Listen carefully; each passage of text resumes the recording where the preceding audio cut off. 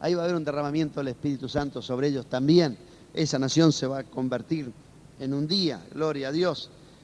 Por eso les anima a esperar ese derramamiento del Espíritu. Verso 6, así dice Jehová, Rey de Israel, su Redentor, yo soy el primero y yo soy el postero. Fuera de mí, ¿qué dice la Escritura? No hay Dios, es el único Dios. La palabra ateo en la Biblia no existe. Hay un solo versículo que dice ateo, pero no en la aplicación que se le da comúnmente en la tierra. Por eso o en la forma de hablar, en la interpretación castellana. Generalmente cuando el hombre dice soy ateo, está diciendo que Dios no existe. Hay una palabra que es sinónimo de ateos en la Biblia, una única vez aparece la palabra, creo que en Tesalonicenses, cuando dice que estábamos sin Dios, sin esperanza, ¿no es cierto? Bueno, cuando dice que estábamos sin Dios, que estábamos alejados de Él, que estábamos sin Dios, quiere decir que no lo reconocíamos a Él como Dios, que estábamos viviendo una vida aparte de Dios. Es distinto a la palabra que usa el ser humano cuando dice yo soy ateo, Dios no existe. Es distinto que diga que no existe con esa palabra ateo, la negación absoluta de Dios, que la palabra ateo que usa el apóstol Pablo cuando dice que vivíamos sin Dios. No era que no existía, que lo teníamos aparte de nuestra vida, pero Él sigue siendo Dios lo mismo, aunque el hombre no lo quiera tener en cuenta. Por eso este argumento yo lo uso bastante fuerte, especialmente en la evangelización, lo uso con toda la fuerza del conocimiento de la palabra. Que el hombre puede decir Dios no existe, no interesa. Yo puedo decir la electricidad no existe, pero meto los dedos en el enchufe y voy a recibir las consecuencias, ¿no? Yo no veo la electricidad, así que no veo la energía eléctrica. Meta el dedo en el enchufe y va a ver si existe o no. No importa que el hombre diga no existe. Todo hombre, según la Sagrada Escritura, y esa debe ser nuestra afirmación, sabe que Dios existe. Por más que con su labio diga no hay Dios, él sabe que adentro que hay, cuando hay problema, ay Dios mío, ¿no es cierto? Lo nombra, aunque no lo quiera, se le escapa de adentro. Por eso, hermano, no se asuste cuando las escuelas, no se asusten, hermanos jóvenes, en las escuelas secundarias, por allí lo tratan de ridicularizar, Dios no existe, quién nació primero, el huevo o la gallina, y cómo se llama el Padre de Dios, y todas esas preguntas que enseñan los comunistas para que los jóvenes sin experiencia no puedan o no sepan responder. Una vez un hermano llamado Nikita, un evangelista brasilero de ascendencia rusa, en una campaña bastante grande, estaba hablando de la existencia de Dios, y un joven comunista le dijo: pastor, si usted me dice cómo se llama el Padre de Dios, voy a creer en Él. Se hizo un silencio, hermano, había más de 5.000 personas en ese estadio, pero se hizo un silencio que se pudo escuchar clarito cuando el joven nuevamente le dijo: ¿me escuchó, pastor? Si usted me dice cómo se llama el Padre de Dios, voy a creer en Dios. Se hizo un silencio, hermano, no volaba una mosca. Y el pastor le dijo: ¿vos me prometés que vas a creer en Él si yo te digo? Sí, dijo. Bueno, le dijo: ¿cómo se llama tu padre? El muchacho respondió.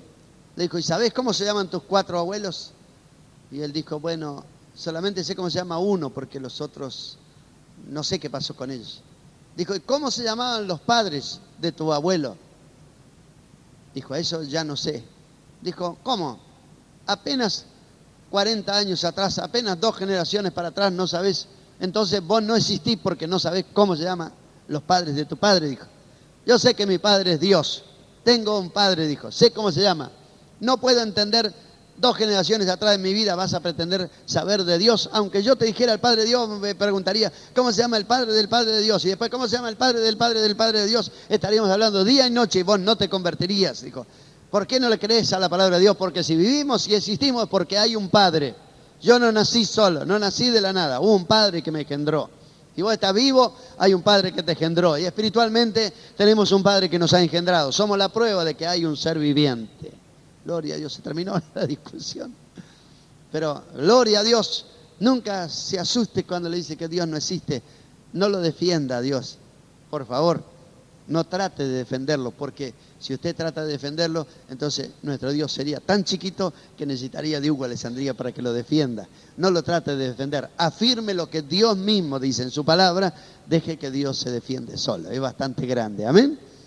Gloria a Dios. Por eso dice: no temas. No hay Dios sino yo, no hay fuerte, no conozco ninguno. Verso 9, tremenda exhortación sobre la idolatría. Formadores de imágenes son vanidad. Ellos mismos son testigos que los ídolos no ven ni entienden. Isaías 44, 9, ¿no? Quiere decir que el que los fabrica, ellos mismos son testigos que lo que están haciendo no ve, no se queja, aunque le clava un cuchillo, un cortapluma, el formón, lo que sea. ¿Quién se hizo un Dios con minúscula, no? ¿Quién fundió una imagen que para nada sirve? Todos ellos serán avergonzados porque ellos mismos, los artífices, ¿qué son? Son hombres. Verso 13, después de hacer una exposición, en el verso 12, que por más que trabaje y todo eso, si no toma agua y no come, se muere. Ese Dios que fabricó no tiene fuerza para darle al que lo hizo para reponer. El carpintero lo labra con cepillo, le da figura, lo hace forma de varón, parece hermoso para tenerlo en la casa. Él mismo planta plantas que después coge para hacer los ídolos. Parte de ellos queman el fuego, parte lo adora. Fabrica un ídolo, se arrodilla delante de él. Verso 16, parte queman el fuego, con otra parte de la leña hace asado, con lo que sobró hizo un dios, ¿no? Y se postra delante de él. Dice que no tiene cabeza para pensar que esto nunca puede ser Dios. Que yo agarré un palo, hice una forma de un varón, con las astillas prendí fuego, me calenté, hice asado y todo, y no tuvo poder esa madera para librarse, y ahora me voy a arrodillar delante de él y le voy a pedir que me libre. Imposible. No saben, no entienden, porque cerrados están sus ojos para no ver. Ni siquiera hace un diálogo interior, no discurre consigo para decir, parte de esto quemé en el fuego, cocí pan, hace carne, voy a hacer una abominación, me voy a postrar delante de un tronco de un árbol, porque de todas maneras, por más que le dé forma de ojos, de orejas, sigue siendo lo que es un tronco de un árbol. Un tronco de árbol labrado, pero sigue siendo un tronco de árbol. ¿Amén? Y lo otro, que lo hizo de yeso, sigue siendo yeso. Por más que le haga forma de hombre, sigue siendo yeso. Y que lo hizo de metal precioso, o sea, de plata o de oro, sigue siendo metal. No tiene oídos, no tiene ojos para ver, no tiene manos para librar. Dice que de ceniza alimenta su corazón. No tiene ni siquiera ese razonamiento para decir, no es pura mentira lo que tengo en mi mano derecha. Qué versículo de la palabra de Dios, ¿eh? Amén. Capítulo 45, verso 5. Yo soy Jehová, no hay, ninguno más hay, no hay Dios fuera de mí. Yo te ceñiré aunque tú no me conociste, para que se sepa desde el nacimiento del sol hasta que se pone, que no hay más que yo Jehová y ninguno más que yo. Formo la luz, creo las tinieblas, hago la paz y creo la adversidad. Yo Jehová soy el que hago todo esto. Amén. Qué maravilla la palabra de Dios, hermano. Tenemos algunos versículos más, versículo 20 en adelante. Hay más versículos, pero vamos a tratar de adelantar un poquito más adelante. Reunidos, capítulo 45, 20. ¿Encontraron, hermanos? Reunidos, venid juntados los sobrevivientes. ¿No tienen conocimiento aquellos que erigen el madero de su ídolo, que le ruegan a un Dios que no salva? Mirad a mí, verso 22, sé salvo todos los términos de la tierra, porque yo soy Dios y no hay más. Por mí mismo hice juramento, de mi boca salió palabra de justicia y no será revocada, que a mí se doblará toda rodilla y jurará toda lengua. Amén. Gloria al nombre del Señor. Seguimos, capítulo 46, verso 5. ¿A quién me asemejáis y me igualáis y me comparáis para que seamos semejantes? También sacan oro, pesan plata, alquilan un platero, hacen un dios, se postran, le adoran, se lo echan sobre los hombros. ¿Se acuerda de esto, hermano? Lo llevan, lo colocan en su lugar, allí están, no se mueve su sitio, le gritan, tampoco responde, ni libra de tribulación. Acordaos de esto y tened vergüenza, dice, ¿no? Volved en vosotros, prevaricadores, acordaos de las cosas pasadas de los tiempos antiguos, porque yo soy Dios y no hay otro Dios y nada hay semejante a mí. Amén. Podemos decir amén en la palabra del Señor, hermanos. Gloria a Dios. Yo trabajé, le he contado a los hermanos, que cuando era joven trabajé en fundición de plata y de oro. Trabajé con fabricantes de alhajas. La mayoría de ellos, porque los que tienen la plata del mundo son los judíos, ¿no? Así que la mayoría de ellos, que trabajé con todos ellos, que manejan el oro de aquí, la Argentina y la plata, son todos judíos. Son muy difícil que sea alguien que no sea judío. Ellos tienen todo el oro que se mueve aquí, lo tienen ellos. Así que yo trabajé con ellos y he fundido kilos de oro y de plata y de cosas para anillos y medallas y tantas cosas. Bueno, cuando va alguien y le encarga, ellos le hacen como usted quiere. Y yo he visto cajones, se hacían unos cajoncitos así de madera, donde se llenaban de medallas que se fundían en bruto, cantidad, se llenaba y se llenaba. De plata, de oro, del metal que usted quiera. Y de la medida que usted quiera. Ahí cuando usted va a comprar, abren un portafolito así de gamuza, donde están colgadas todas las medallas. Cada una tiene un número con su medida y los gramos que usted puede adquirir esa medalla. Porque una medalla puede ser enchapada, que es tan finita en micrones se llama, que ni siquiera llega a 1 milímetro. Es como apenas casi un baño, ¿no? Y de ahí para adelante, rellenas en cera que parecen gruesas de oro, pero si las calientas no queda nada. Hasta realmente 2, 3, 4, 5, 6 gramos, 8 gramos, lo que usted quiera, le hacen. Cada muestrario tiene su medalla con el peso, la cantidad, la calidad que usted quiere y depende cuánto dinero quiere invertir. De oro, de plata, de la forma que usted quiera, si lo quiere en los brazos de María, si lo quiere en el pesebre, si lo quiere sobre el burrito, si lo quiere con José, con el palito y el burrito, de la forma que usted quiera, vírgenes santos de todo pelo y marca, le hacen de todo, de todo. Y los que se lo hacen son judíos y se ríen. Mirá esto, dice que creen en el Mesías, en Cristo, mirá lo que se llevan, ¿no? Ellos mismos se ríen porque saben que eso no tiene poder para salvar. Y ellos se burlan cuando ven la televisión, ven diciendo una imagen y esto y lo otro, y se burlan de todo eso. Por eso son tan incrédulos los judíos, porque principalmente ellos que son los testigos de que hay un Dios y que les ha devuelto su tierra, ellos saben bien que las imágenes no tienen poder para salvar ni para librar. Y a veces los cristianos que creemos en el Señor, bueno, no sabemos si por la fe o por la duda guardamos una medallita o un Cristo medio crucificado, no sabemos qué hacer con él, ¿no? Dijo el Señor, acordaos de esto y tened vergüenza, que tengo que llevar sobre los hombros, y me ponía en un lugar ahí. Hermanos, hace poco cuando hicieron esa payasada aquí en el campo de Pato, aquí llegando a Libertad, no pude evitar, hermana, me reí unas cuantas cuadras porque algunos trajeron algunas vírgenes en algunas carrozas medias hechas, pero otros los trajeron en unos carritos que se les salían las ruedas y lo habían atado con hilo porque las ruedas iban tan así que la Virgen se le iba para todos lados y lo ataron para que no se caiga, ¿no? ¡Qué vergüenza! ¿Cómo no tienen cabeza? ¿Sí? Esos días vinieron ahí frente a la casa de mi yerno, en la plaza, ahí hay un altar para una Virgen. Bueno, la trajeron con un tractor porque no conseguían qué traer, la trajeron con un tractor, ¿no? Bueno, miren qué ídolos son, hay que arrastrarlo con tractor, hay que arrastrarlo con un carrito. Lo llevábamos sobre los hombros, lo poníamos ahí. No teníamos cabeza para pensar que no podía librar. Nuestro Dios no precisa que lo arrastremos. Él nos arrastra a nosotros cuando estamos cansados y no tenemos fuerza. Él nos lleva sobre sus hombros. Gloria a Dios.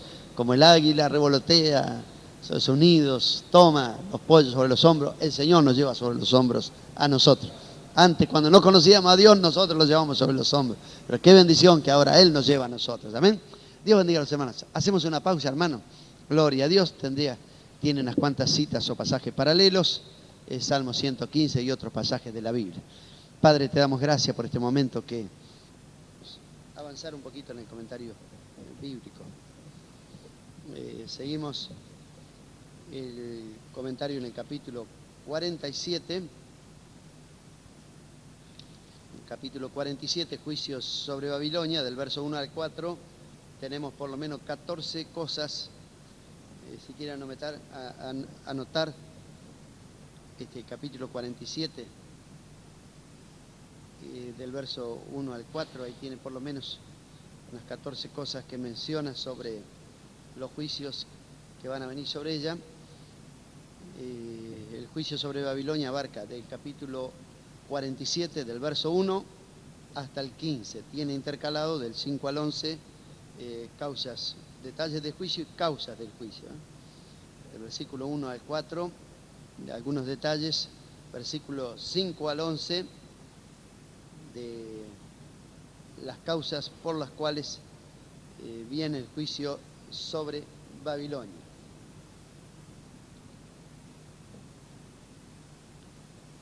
Capítulo 48, tenemos la controversia de Dios con la infidelidad de Israel.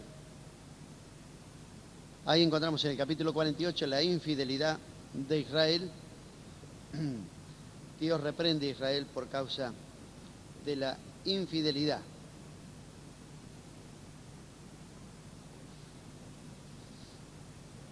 La rebeldía de Israel, versículos 9 al 11, la paciencia de Dios.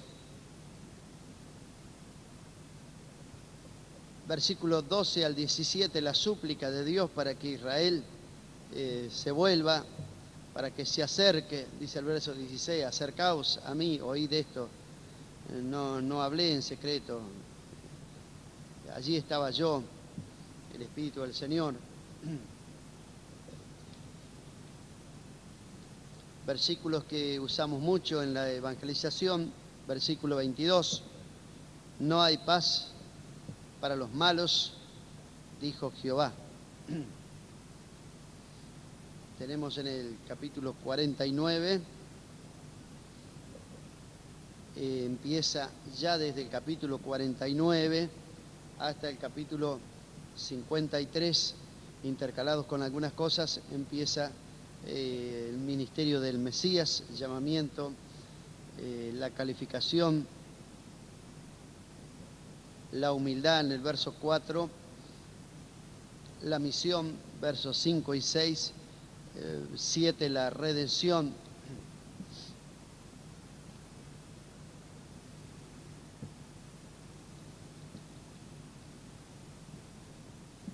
La promesa de la restauración futura de Sión desde el verso 8 en adelante, las garantías que Dios da, conociendo aún los pensamientos de ellos, verso 14, que el Señor se olvidó de mí, y el Señor le da la garantía. ¿Se puede olvidar la mujer de lo que dio a luz para dejar de compadecerse del hijo de su vientre? Aunque olvide ella, yo nunca me olvidaré de ti. He aquí que en las palmas de las manos te tengo esculpida, delante de mí están siempre tus muros. Amén. Es la promesa, versículo muy precioso, hermano. Seguimos capítulo 50. En el capítulo 50 tenemos algunos intercalados, algunos razonamientos hasta el 50:11.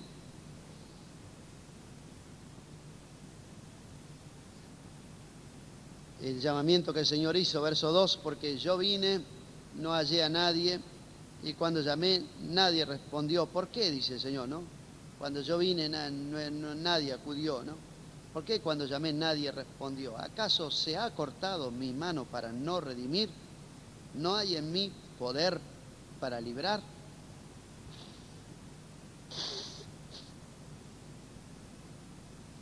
Verso 5 en adelante comienzan la misión, el ministerio y la humillación del Mesías. Di mi cuerpo a heridores, verso 6, 56. ¿Lo encontraron, hermanos? Por eso dije que hasta el capítulo 53 ya empieza el ministerio del Mesías. Su faz inicial: di mi cuerpo a heridores, mis mejillas a los que me mesaban la barba. No escondí mi rostro de injurias y disputos. Disputos son las escupidas que se dan en la cara, ¿no? Todo esto sabe que el Señor lo padeció, que le escupían y le decían: salve, rey de los judíos. Pero el Señor me ayudará. Por tanto, no me avergoncé, puse mi rostro como un pedernal y sé que no seré avergonzado. Esto es lo que el Señor afirmó, que lo que estaba haciendo valía la pena, que aunque le escupían no era una vergüenza, estaba padeciendo injustamente. Amén.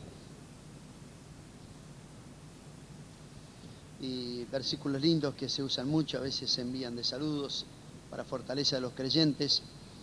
Verso 10, ¿quién hay entre vosotros que teme a Jehová y oye la voz de su siervo? El que anda en tinieblas y carece de luz, confíe en el nombre de Jehová y apóyese en su Dios. Amén. Gloria a Dios. Palabras de consuelo para Sión, capítulo 51.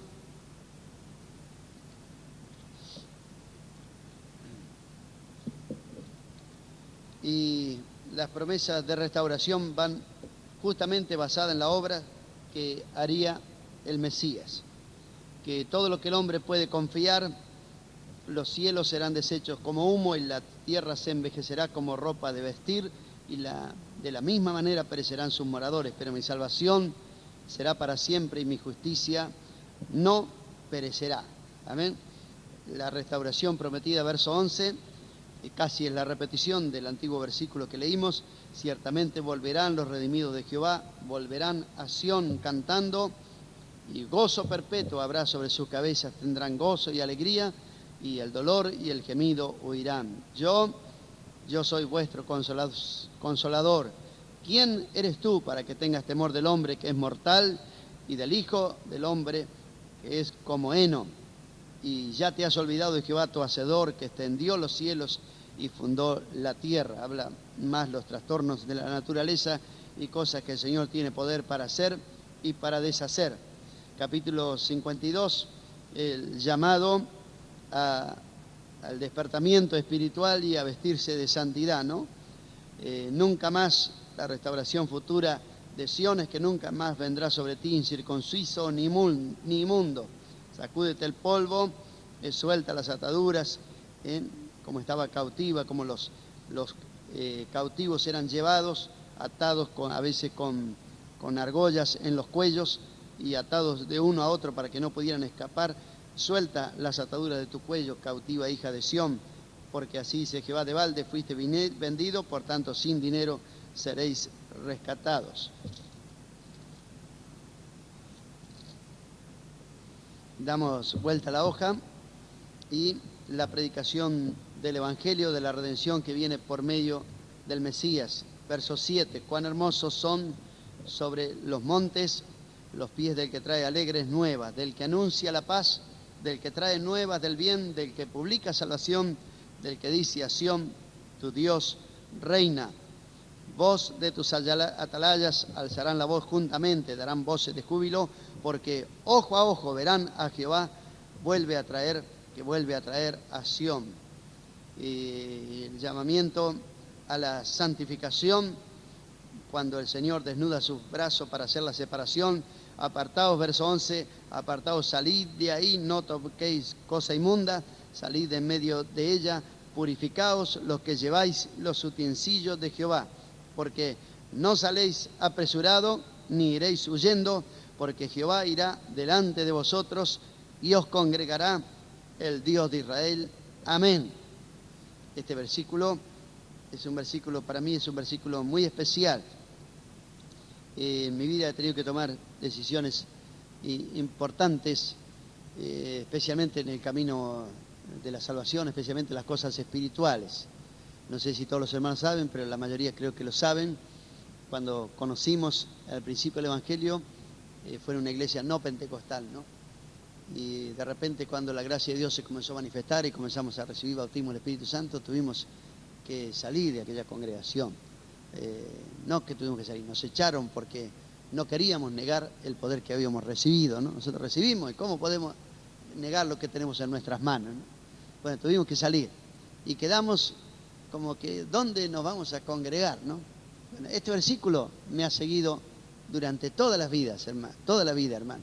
Y aunque en el pastorado aún me tocó cambiar varias congregaciones, porque bueno, estoy congregado en una iglesia, pero cuando dejo el pastorado, dejo de congregarme ahí, tengo que congregarme en otro lugar donde estoy pastoreando. Bueno, aún así, este versículo, el Señor me lo dio de la primera vez que sufrimos esa persecución por causa de la justicia. Vino este versículo a nuestro corazón. Una noche que estábamos angustiados, le pedimos que el Señor nos hable, y el Señor nos habló con este versículo: apartaos, salid de ahí, no toquéis cosa inmunda, salid en medio de ella, purificaos lo que lleváis los utensilios de Jehová, porque no saldréis apresurados, ni iréis huyendo, porque Jehová irá delante de vosotros y os congregará el Dios de Israel. Este versículo fue de tremenda fortaleza en ese momento, que contarlo ahora es una cosa, pero estar viviendo ese momento era otra, ¿no? Era un momento de muchas dudas, que el diablo parecía que las inflaba y las hacía parecer más grandes, pero estos versículos de la palabra de Dios fueron nuestra fortaleza. Amén. Y espero que va a ser para usted también. Amén. Comenzamos entonces del 52:13, comenzamos los sufrimientos del Mesías. Si de repente a usted le parece que tiene que dejar algo, o apartarse de algo, dejar familiares, o hasta alguna congregación que no practica la sana doctrina y tantas cosas, y le parece que usted está sufriendo mucho, bueno, enseguida tienen los sufrimientos del Mesías, para que nos demos cuenta que si nosotros pasamos algo, bueno, a lo mejor lo merecíamos en parte por nuestra forma de tratar las cosas, pero en el Mesías no hubo ninguna forma que pudiera justificarle el sufrimiento, solamente fue el amor que nos tuvo a nosotros. Amén. Entonces, he aquí mi siervo, de ahí comienzan los sufrimientos del Mesías. Será prosperado, será engrandecido y exaltado, y será puesto muy alto. ¿Cómo se asombraron de ti muchos? De tal manera que fue desfigurado de los hombres su parecer, y su hermosura más que la de los hijos de los hombres. Aquí comienzan los sufrimientos del Mesías, diciendo cómo iba a ser desfigurado el Señor, de tal manera que aún la apariencia de su rostro, más que la de cualquier hijo de los hombres. Se asombrarán delante de él muchas naciones. Los reyes cerrarán la boca ante él, porque verán lo que nunca le fue contado y entenderán lo que jamás había sido oído. Y ahí, si usted quiere tener un apunte, hermano, más o menos, voy a tratar, aunque sea, hermano, para la clase que viene, le voy a traer fotocopiado, aunque sea voy a pedir una fotocopiadora común para fotocopiar por lo menos el capítulo 53, para que hagan apuntes, saquen de este capítulo 52-53, porque es uno de los capítulos cruciales de este libro, ¿no? Creo que es el clímax de este libro, se alcanza en este capítulo, ¿no? ¿Quién ha creído a nuestro anuncio? ¿Y sobre quién se ha manifestado el brazo de Jehová? Subirá cual renuevo delante de él, y como raíz de tierra seca, no hay parecer en él ni hermosura, le veremos mas sin atractivo para que le deseemos. Ahí están redactados los sufrimientos del Mesías. Tiene por lo menos 36 cosas para destacar en estos pocos versículos. Tiene 36 cosas para destacar. Por eso le voy a sacar una fotocopia, aunque sea de esta hoja, para la próxima clase, para que pueda tomar apuntes y tenerlo bien clarito este pasaje. Todo lo que sufrió el Señor, despreciado y desechado entre los hombres. Y cuando uno ve el desprecio que hicieron a Jesús, yo no sé cuántas veces le despreciaron a usted, hermano, no sé cuántas veces le despreciaron. Puede ser que le hayan despreciado unas cuantas veces en la vida, ¿no? Pero creo que el desprecio que nos han hecho a nosotros nunca es el desprecio que le han hecho al Señor, ¿no? Al Señor le despreciaron. Le despreciaron como hombre, le despreciaron como santo, le despreciaron como rey, le despreciaron como Mesías, como Salvador, como todos los desprecios que el hombre puede sufrir sobre la tierra, lo sufrió Jesús de Nazaret, ¿no? Para que cuando usted y yo padecemos algún desprecio de algún hombre, hasta de algún hermano incomprensible, falta de madurez espiritual, usted sepa que primero de todo y más injustamente lo desecharon al Señor. Y como dice la Escritura, si en el árbol verde hicieron estas cosas, ¿qué podemos esperar nosotros? ¿Que alguien nos deseche? Y bueno, a lo mejor tiene algún motivo, pero de Jesús no tenían motivo, lo despreciaron injustamente. Despreciado, y no solo despreciado, desechado, ¿no? Nunca se sintió desechado, hermano. Nunca le dieron una patada, hablando espiritualmente, diciendo este no sirve para nada. No, ese ¿qué lo vamos a poner? No sirve para nada. Nunca se sintió desechado. Bueno, piense lo que era y lo que es Jesús, ¿no? Porque Él no cambió. Lo que es ahora era antes también, hermano. Y piense que Jesús fue desechado. Desechado, que es algo que se tira a la basura, que no sirve para nada. Bueno, el Señor fue desechado. Fue contado entre los malhechores. Varón de dolores. Todos los dolores que podemos experimentar, Cristo los cargó en la cruz. porque dice la Escritura que llevó nuestros dolores y nuestras enfermedades. Así que hay enfermedades que producen dolor y hay dolores en sí mismos que son enfermedades, ¿no? Entonces el Señor llevó todos los dolores. Tuvo dolor de cabeza, dolor de muela, dolor de espalda, dolor de cintura. El Señor sufrió todos esos dolores, los sufrió Jesús de Nazaret, para que nosotros seamos libres de los dolores. Fue experimentado en quebrantos. Y decir que toda clase de quebrantos familiares, de amigos, físicos, de consiervos, todos esos quebrantos los padeció el Señor. Quebranto quiere decir cuando algo ya no va más, que se declara en quiebra. Cuando algo ya no va más, que se declara en quiebra, que es imposible, que sigue funcionando.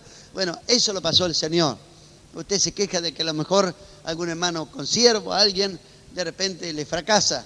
Bueno, a Jesús le fracasaron los 12 y uno sobre todas las cosas, ¿no? Porque en el momento que tenía que esperar que el ministerio lo defienda, se hicieron humo todo y hasta algunos juraron que no lo conocían, ¿no? Judas lo vendió, lo traicionó al Señor, ¿no? Todo este quebranto lo padeció el Señor. Quebranto en la familia, porque dice la Escritura que ni aún los hermanos creían en Él hasta que Jesús no manifestó su gloria, y todo pasó tiempo hasta que los hermanos creyeran en Él, ¿no? ¿Cuántas cosas padeció el Señor? Y dice que, bueno, como que escondimos el rostro, que en realidad a lo mejor no querían hacerlo, pero se escondían de Él, fue menospreciado y no lo estimamos. El profeta está hablando proféticamente de lo que hizo Israel, se incluye entre ellos, que no le dimos el valor que tenía que tener, menosprecio, no lo estimamos, la estima.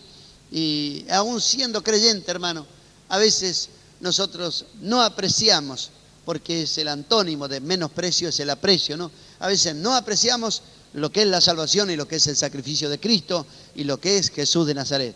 A veces hablamos de Judas y bueno, 30 piezas de plata tiene cierto valor, aunque es muy poco para la vida de un hombre, pero tiene cierto valor. Pero a veces nosotros por cosas que valen menos de 30 piezas de plata lo cambiamos al Señor. Que Dios nos ayude, hermano, a no traicionar como traicionó Judas al Señor. ¿Y qué era lo que estaba haciendo él? De cierto, ciertísimamente, afirmativamente, llevó él nuestras enfermedades y sufrió nuestros dolores. Y nosotros, en vez de interpretar eso, como lo interpretaron los judíos, lo tuvimos por azotado, por herido de Dios y abatido. Ah, bueno, está bien, como él se hizo hijo de Dios, está bien, Dios lo castigó que tuvo que morir en una cruz, ¿no? Y a veces usted está enfermo y los hermanos, ¿qué dicen? Ah, este debe tener algún pecado, por eso se enfermó, ¿no? Está bien, que Dios lo castigue, dice, ¿no? Y a veces nos apuramos para hacer juicios rápidos, pero no se olvide que todas las enfermedades no son causa directa de pecados que el hombre puede cometer. En la Biblia va a encontrar distintos tipos de enfermedades. Va a encontrar enfermedades disciplinarias enviadas de Dios por desobediencia. La encuentra que al tomar la Santa Cena indignamente dice que hay muchos enfermos. Así que puede venir una enfermedad como una disciplina por tomar la Santa Cena indignamente. Puede venir como disciplina sobre algún otro pecado que no fuera aún la Santa Cena. Santiago dice, si hubiere cometido pecados le serán perdonados, como diciendo que algunos pecados podían producir en el hombre enfermedades. Va a encontrar cuando Jesús sana a aquel hombre ciego de nacimiento, los discípulos, ¿qué le preguntaron cuando vieron al ciego de nacimiento? Porque este nació ciego, no es que quedó ciego a los 20 años que dice, bueno, él cometió algún pecado. Era ciego de nacimiento y ellos preguntaron, ¿quién pecó? ¿Este o su padre para que él esté ciego, no? Y Jesús le dijo que ni este ni su padre, sino para que las obras de Dios sean glorificadas, ¿no? El Señor quería hacer una obra, glorificarse en medio de ellos. Así que hay muchos tipos de cosas con las cuales Dios trata con nosotros. La sanidad también nos llega a través de diversos medios. La sanidad nos puede llegar por medio de la medicina. Hay ciertos remedios que, aunque los remedios sabemos bien que no curan, los remedios en realidad lo que hacen ayudan al organismo, ¿no es cierto? Fortalecen las defensas. Cuando una persona tiene lo que se llama la enfermedad del SIDA, que quiere decir que su sistema inmunológico no funciona, aunque le den remedio, la persona muere hasta de un resfrío, muere, se complica, no se puede curar, le agarra pulmonía, se complica todo y muere porque no tiene defensas. La defensa del cuerpo quedaron aniquiladas. Entonces, aunque le den remedio, no funciona, porque en realidad los remedios no curan. Lo que hacen es fortalecer las defensas para que ataquen la enfermedad y la venzan, ¿no? Así que los remedios ayudan fortaleciendo nuestra defensa para vencer la enfermedad. Pero si hay una disciplina de Dios, por más que la fortalezca, Dios la debilita y no funciona, ¿no? Por eso es importante saber el proceso de la sanidad divina, cómo funciona. Amén. El Señor llevó nuestras enfermedades. Dice la Biblia que nosotros tenemos el arras. Este pasaje es bueno que nosotros conozcamos, hermano, para que en un momento no llegue nuestro desaliento a decir, y bueno, ¿y por qué yo no me sano? ¿Por qué tal hermano murió enfermo? Le quiero decir que si el Señor no viene antes, un día algún médico va a extender un certificado sobre nuestra defunción y va a poner un motivo. Murió del corazón, murió de los pulmones, murió esto, murió del otro, no sé de qué. El médico alguna cosa va a poner que dejó de funcionar y que por esa causa murió, ¿no es cierto? Va a ser un certificado de función. Si Jesús no viene antes, si viene antes, transforma este cuerpo de bajeza y nos vamos con él. ¿Amén? Entonces, te voy a decir, ¿cómo puede ser que es siervo de Dios y muere de una enfermedad? La Biblia nos enseña que el Señor nos dio el arras del Espíritu. Es cierto que en el énfasis de la predicación, la propagación del Evangelio, el Señor prometió que confirmaría la palabra con señales, milagros y maravillas. Amén. Así que en la propagación del Evangelio, el Señor prometió que habría milagros. Sobre los enfermos pondrá su mano y ¿qué va a pasar? Sanarán. Hay personas endemoniadas, ¿qué dijo? ¿Qué va a pasar? En mi nombre echarán fuera demonios. No prometió tanto en los cultos normales de la iglesia como en la predicación del Evangelio, en la evangelización, ¿no? Porque se entiende que en la iglesia no deberían estar los hermanos endemoniados. ¿No es cierto? Porque todo aquel que cree en Cristo, ¿qué recibe? El Espíritu de Dios entra a morar en su corazón. Así que cuando hay algún espíritu del diablo o algún demonio, algo no funciona bien porque no puede estar en un rincón el Señor y en otro rincón el diablo, ¿no? Así que eso nos lleva a pensar que nuestro cuerpo es templo del Espíritu Santo. No pueden estar los dos adentro, o uno o el otro. Amén. Si está Cristo, el diablo no aguanta. Así que eso tiene que funcionar así. La Biblia nos enseña así. Pero en la evangelización prometió el Señor un respaldo. Y yo le puedo decir que he visto cantidad de milagros. Y en las campañas, 30, 40 milagros por día, 10 días de reunión, 300, 400 milagros. Y a veces en la iglesia no sucede uno por día. No podemos, a fin de año no podemos contar 300 milagros, ¿no? Aunque el Señor los hace. El Señor confirma la palabra con señales, milagros y maravillas. Pero para el creyente dentro de la iglesia hay otro proceso. No es el proceso de la evangelización. En la iglesia, si está enferma, no dice haga una campaña y llame al evangelista. ¿Qué dice en la iglesia? Y aunque yo hago la obra de evangelista también, ¿no? Puede decir está predicando en contra suyo. No.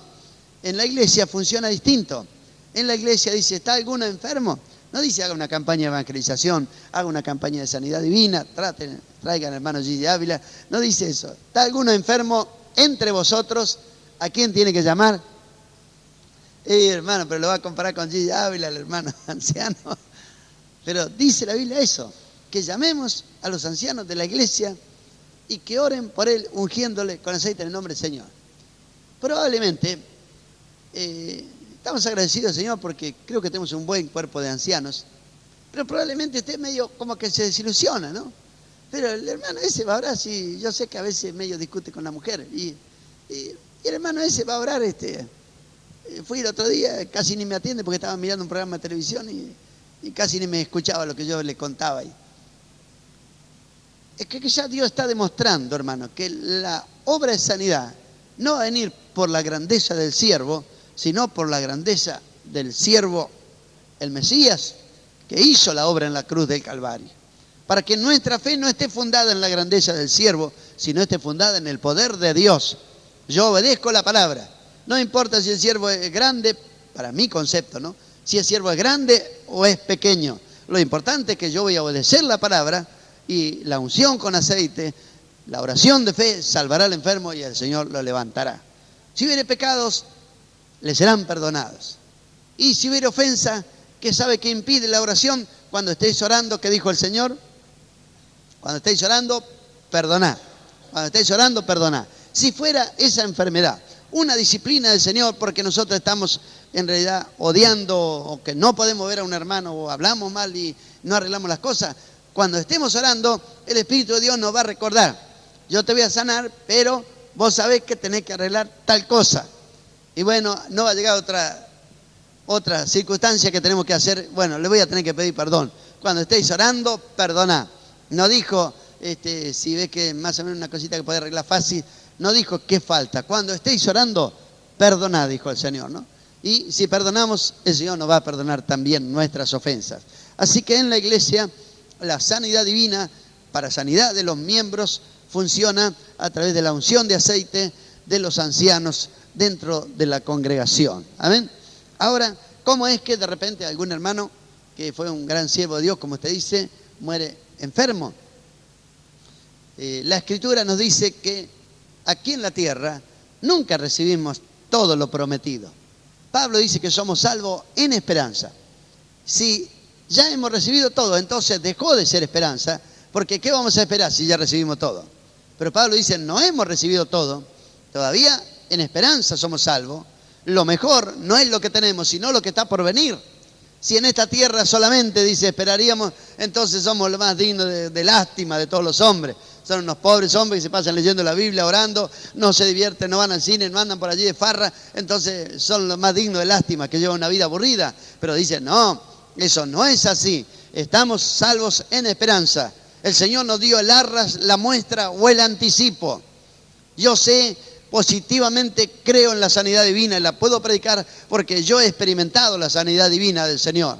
Hay cosas que he tomado remedios y bueno, Dios fortaleció y me sanaron. Pero yo sé que hay cosas que no había remedio que me pueda curar y el Señor hizo ese milagro. Me dio esa prueba en mí.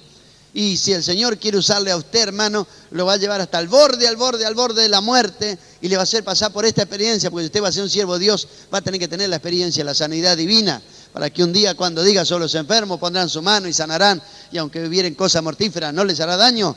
Usted no le va a decir, le cuento esto porque le pasó al hermano Hugo. No, usted va a tener que tener su propia experiencia. Dios lo va a sacar del borde del abismo para que su fe no esté fundada en los hombres, en el testimonio de segundos, sino en esa experiencia personal con Dios. Y yo creo en la sanidad divina. Dios me sanó a mí 4 o 5 enfermedades incurables de muerte. El Señor intervino. Si estoy aquí parado es por la gracia de Dios. Por eso me esfuerzo. Y algún hermano dice, hermano, que la presión, que el corazón, cuídese, va a viajar. Si yo sé que no fuera por la gracia de Dios, hace rato que ya estaría allá en Santa Mónica, ¿no? Pero gracias a Dios, hermano, que no tenemos temor, estamos en las manos del Señor. Si Dios me quiere llevar, es mejor morir sirviendo al Señor que quedándose en mi casa. Porque si Dios me quiere llevar el 5 de enero, aunque me quede en mi casa, o esté en el Chaco o donde esté, el Señor lo va a hacer lo mismo. Amén. Esta es la confianza que tenemos. Yo creo en la sanidad divina. Creo porque ha sanado también a varios de mis hijos, por no decir a todos. El Señor los sanó también de peligros directamente de muerte. El Señor lo sanó. Tanto a Marcela, cuando era chiquitita, el Señor la sanó de una neumonía complicada que tapó toda su vía respiratoria y se ahogó. Ya no respiraba más. Recién habían abierto la salita de acá de Libertad y de ahí la desahuciaron, mandaron para que vaya, trate de llevar al otro lado porque no podían hacer más nada. Ahí nomás me dijeron que la lleven, no había ni ambulancia, ni coche, ni nada. Todavía la Libertad era bastante con la pluma todavía. Yo la traje a casa y la puse en la cuna y la palabra de Dios es tremenda, hermano. Me acordé de aquel pasaje de aquel rey que buscó a los médicos en vez de buscar al Señor y dije, me voy a la iglesia, me voy a orar. Y lógicamente mi esposa reaccionó como toda madre hubiera reaccionado. Me dijo, ¿estás loco? ¿Me vas acá con la nena? ¿Se está muriendo? Y dije, no va a morir. La dejo en las manos del Señor. No está en tus manos, está en las manos del Señor. Me voy al culto a orar. Y vine a la casa del Señor, ese día estaba el pastor predicando y parece que ese día tenía un mensaje tan largo, no terminaba nunca, predicó 1 hora y pico. Yo estaba deseando que termine el mensaje, hasta alguna vez se le hice seña y él miró para otro lado y siguió predicando, tranquilo, predicó 1 hora y pico, ¿no? Terminó el mensaje, ya cuando estaba orando, yo ya estaba al lado de él, hermano, que mi hija se está muriendo, vamos enseguida, hermano. Y él, sí, quédate tranquilo, no va a pasar nada, ya vamos ahí. Qué tranquilo, si él supiera cómo estaba. Saludó a los hermanos, charló con los hermanos. Bueno, vamos. Pasaron como 2 horas, hermano. Cuando llegué a mi casa estaba igual, exactamente. Estaba muriendo, hermano. Así, así. Y quedaba así, no sé cuánto tiempo quedaba hasta que otra vez hacía. Y quedaba otra vez así, parecía que no respiraba, hermano. Era tremendo. Una cosa es contarlo ahora, hermano, el drama que vivimos. Y él dijo, vamos a orar. Dijo, traigan aceite, vamos a ungirle en nombre del Señor. Y el hermano oró, tranquilo, sin desesperación. Nosotros estábamos desesperados. Él no, sabía lo que estaba haciendo. Estaba obedeciendo la palabra del Señor. En las circunstancias más difíciles, hermano, usted va a servir a Dios, porque yo sé que esta escuela bíblica no es en vano, hermano. Usted está aquí por la voluntad del Señor, porque Dios lo va a usar. Un día va a ser pastor, va a ser un siervo, una sierva del Señor, y se va a ver que la muerte está allí delante suyo. Pero no se olvide que dentro suyo y con ustedes va a estar el autor de la vida, que es Jesucristo el Señor. Si tiene fe en esta palabra, la oración de fe, no la oración de un desesperado, no la oración de alguien que cree que está orando. En la cuna, perdón la expresión, hermano, hizo una zarcada y devolvió más o menos así como un tazón de mucosidades, hermano, que tenía tapada toda su vida respiratoria, duras, verdes, fuertes, como pedazos eran, saltaban de su garganta, hermano, y empezó a llorar, nosotros la teníamos mientras estaba devolviendo y soltando todo eso, y empezó a llorar. ¿Qué te pasa? ¿Te duele algo? Le dije yo. Tengo hambre, me dijo. Claro, si hacía como 3, 4 días que no comía nosotros, ni con que estaba ahogado, estábamos ahí que un poquito de leche. Le dimos comer nunca más, hermano. Ha tenido otras enfermedades, pero de los pulmones nunca más se enfermó, gloria a Dios. Así que, ¿cómo no vamos a confiar en el Señor, hermano? Ezequiel se tomó como 20 pastillas de un remedio que mi esposa tenía para la presión, como eran medias dulzonas. Y bueno, se sentó en el suelo, era chiquito, empezó a abrir y a comer, a abrir y a comer. Cuando nosotros quisimos acordar, se le estaban dando vueltas los ojos para atrás, hermano. Y bueno, el Señor hizo el milagro también, hermano. Tuvimos como medio día en un hospital y no le hicieron absolutamente nada, hermano. Y se le daban vueltas los ojos para atrás, parecía que ya iba a morir. Y le dije a mi esposa, vámonos, lo agarramos, ni anotamos, ni guardia, nada, nos fuimos a casa, oramos. Ahí está, todavía está haciendo lío, gloria a Dios.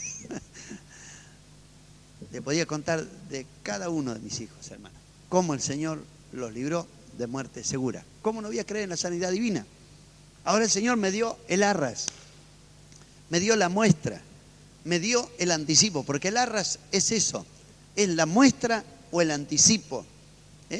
No es todo lo que hemos recibido, es la muestra. Todo lo que recibimos en el camino del Señor es como el arras o la muestra o el anticipo. Lo más antiguo que tenemos en historia sobre el arras era cuando en un tiempo no había ni escribano, ni abogado, ni nada de eso, y alguien compraba un campo. ¿Qué hacía?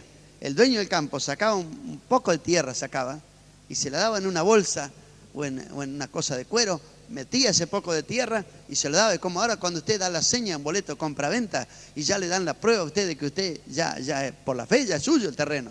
Falta el momento que va a tomar posesión, pero ya tiene, ¿no? Bueno, el arras era más o menos como un boleto de compra-venta, para explicarlo así, ¿no? Ya está hecho el tracto, está hecho el pacto, ya está hecho todo y se le da la seña que ya es suyo, ¿no? Vaya, que quédese tranquilo, ya es suyo. Bueno, tenemos el arra del gozo. El Señor, cuando venimos al camino del Señor, nos libró en nuestras aflicciones, nos gozamos, nos llenó del Espíritu Santo. Parecía que ya le pidió, basta, Señor, porque parece que voy a reventar de tanto gozo. Pero usted siempre no está gozoso. Otro día algo no funcionó y se amargó, ¿verdad? Pero el Señor ya le dio el arras o la muestra de lo que es el gozo. Un día ese gozo va a ser eterno en la presencia del Señor. No va a haber problemas ni cuestiones que nos amarguen en el cielo. ¿Puede decir amén? Lo mismo sucede con la sanidad. Creo que la mayoría hemos recibido la muestra del poder sanador del Señor, pero es solo el anticipo. Este cuerpo, el Señor lo sanó de varias enfermedades. Me he enfermado de otras. De algunas el Señor me sanó, de otras no quiso sanarme para darme lecciones que Él es soberano. Yo he tenido en mi vida 4 hernias. Bueno, de 2 el Señor me sanó de una manera maravillosa. Yo ni siquiera pedí oración por ellas. Estábamos tocando en Bahía Blanca y tuvimos un derramamiento del Espíritu Santo. Yo en ese tiempo tocaba, aparte de predicar, también tocaba la trompeta. Después con el tiempo tuve que dejar porque los pulmones es demasiado esfuerzo en la predicación. Son 2, 3 horas hablando todos los días y eso produce también dolor de espalda y esfuerzo. Entonces tocaba la trompeta hay que hacer bastante fuerza con los pulmones y me hacía muy mal, un día tuve que dejar, porque Dios quería también que me ocupara de esto. Y me fui a Bahía Blanca junto con los hermanos y estuvimos tocando allí, el Señor hizo un derramamiento del Espíritu Santo, una maravilla, y yo tenía una hernia y por tocar y predicar iba dejando, y un día me salió otra al lado, se hizo una hernia doble, era como dos mandarinas así cortadas por la mitad. Entonces yo cuando tocaba me tenía que tener acá. Me tenía acá porque si no, cuando tocaba, se me inflaba acá en el costado. Tocaba y acá también hacía así. Pero no le aflojaba el diablo, gloria. Y ahí tocaba. Y fui a Bahía Blanca y tocamos y esa maravilla que hizo el Señor, un derramamiento del Espíritu Santo. Volvimos toda esa noche cantando porque el lunes había que trabajar, así que salimos a las 10 de la noche, toda la noche a toda velocidad volvíamos porque a las 7 de la mañana había que ir para el trabajo. Y bueno, yo llegué y me di una ducha porque tenía bastante sueño, y me di una ducha para despabilarme, irme a trabajar. Cuando miro, el Señor me había sanado de la hernia, hermano. Yo ni pedí oración, pero desaparecieron absolutamente. De otra no, hermano, de otra me tuve que operar y tuve que ir a la clínica y estar internado allí. Y allí el Señor también me habló y me dio lecciones, no crea que el Señor no estaba allí. Allí yo los que esperaba que iban a ser los primeros que están, no aparecieron y después de 10 o 15 días me dieron excusa. Sabe que yo quería verlo, hermano, pero, sabe que yo pensaba, pero, y sabe que... Y de otros que pensaba que ni se iban a acordar de mí, fueron los primeros que estuvieron y estuvieron sentados afuera orando durante toda la operación. Y bueno, Dios me mostró que no es lo que yo veo en la congregación, que hay hermanos que me aman y yo pienso que a lo mejor no están tan interesados en mí y que hay otros que me palmean tanto y a lo mejor no me quieren tanto. Y bueno, esas lesiones usted las recibirá también. Se dará cuenta, los que le aman y los que no le aman tanto, ¿no? El Señor trató conmigo, pero yo tengo pruebas, tengo el arras, tengo la muestra. Sé que donde voy, allá sí no va a haber más ni hernia, ni cáncer, ni sida, ni nada de esa cosa, porque la enfermedad allá no entra. ¿Puede decir amén? Gloria a Dios. El Señor le va a librar y le librará de muchas cosas, pero no se olvide esto, hermano. En un momento que parece que pasó algo, no se olvide que los que a Dios aman, todas las cosas ayudan a bien y que recibimos el arras o muestra. Lo perfecto va a estar allá en el cielo. Allá no va a haber ladrones, ni enfermedad, ni tristeza, ni lágrimas, ni llanto, ni la muerte. No nos va a afectar, estaremos para siempre con el Señor. Amén. Gloria a Dios. Así que Él llevó nuestras enfermedades, sufrió nuestros dolores para que nosotros nunca más los tengamos. Nosotros le tuvimos, se ubica el profeta en el sentimiento que hubo en el pueblo de Israel, que está bien, este muere en la cruz, está bien, Dios lo está castigando. Lo tuvieron por azotado, por herido de Dios, que Dios lo estaba castigando, pero no era eso. Él en realidad, el verso 5, fue herido, ¿por qué? Por nuestras rebeliones. La palabra rebeliones quiere decir que no acudimos al llamamiento. Cuando el juez declara a alguien en rebeldía es porque le mandaba una citación, no vino, le mandó otra, no vino. Le mandó la tercera y no vino, ya lo declara en rebeldía y lo hace traer a la fuerza y lo sentencia y lo castiga. Bueno, el Señor justamente, como Dios nos llamaba y no obedecíamos, el Señor sufrió el castigo que yo y que tú tenías que sufrir. Cristo lo sufrió en la cruz. Amén. El castigo molido fue por nuestros pecados. El castigo de nuestra paz fue sobre Él y por su llaga fuimos nosotros curados. Esta palabra curados es la palabra completa. La primera se refiere a las enfermedades. Ciertamente llevó Él nuestras enfermedades, ¿no? Pero el segundo término, el del final del versículo 5, se refiere a la salud completa, espíritu, alma y cuerpo. Porque la palabra salud o soterio es salvación. Incluye la redención completa del ser, espíritu, alma y cuerpo, guardados irreprensibles hasta la venida del Señor. Amén. Todos nosotros nos descarriamos, hermanos, de todo esto que es importante, que la sanidad es algo importantísimo, tener paz es importante, ser sanado es importante, pero no se olvide que sobre todas las cosas, lo que más a veces pasamos rápido es de la obra más grande que Cristo hizo en la cruz, que fue molido por nuestros pecados, porque las enfermedades podían ser transitorias, pero el pecado produce la muerte eterna, ¿no? Dice la Escritura que todos nosotros nos descarriamos, cada cual se apartó por su camino, pero ¿qué hizo Dios? Cargó en Él el pecado de algunos, el pecado de todos nosotros. fue angustiado, fue afligido. ¿Y qué hacemos nosotros? Cuando alguien nos angustia, enseguida abrimos la boca. Somos muy abriboca, ¿no? Pero el Señor fue angustiado, fue afligido y no abrió su boca. Como el cordero, es una figura, como cordero fue llevado al matadero, ¿no? Te ves, lleva un chancho, lleva un chivo, como chilla, pero la oveja no, ¿no? Usted le pone el cuchillo en el cuello y la oveja está quietita allí, como cordero fue llevado al matadero, como la oveja delante de los trasquiladores también, a veces en el apuro por trasquilarla rápido, hasta pedazos del cuero le saca, pero la iglesia no, la oveja no grita, ¿no? Así el Señor enmudeció, no abrió su boca.